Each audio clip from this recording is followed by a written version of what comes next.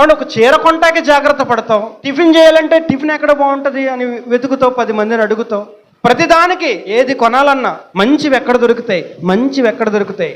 మరి దేవుని వాక్యం దగ్గరకు వచ్చేసరికి వాక్యం ఎక్కడ బాగుంటుంది అని ఎందుకు వెతకవు, ఎందుకు ఎవరిని అడగవు? అలవాటు పడిపోయానండి, చిన్నప్పటి నుంచి అదేనండి అంటే అలాగే ఓకే, నీ ఇష్టమే.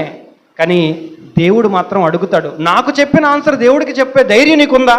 నాకు చెప్పిన ఆన్సర్ దేవునికి చెప్పే ధైర్యం, ఆయన్ని ఎదుర్కొనే గట్స్ నీకుంటే ఓకే, నీ ఇష్టం. అడుగుతాడు. మరి అమ్మ ఎందుకురా వాక్యం నువ్వు పట్టించుకోలేదు? తెలీదా?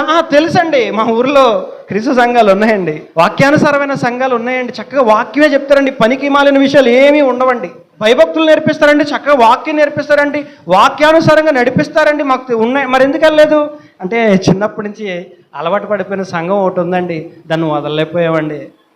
మంచిది నాన్న, వెరీ గుడ్.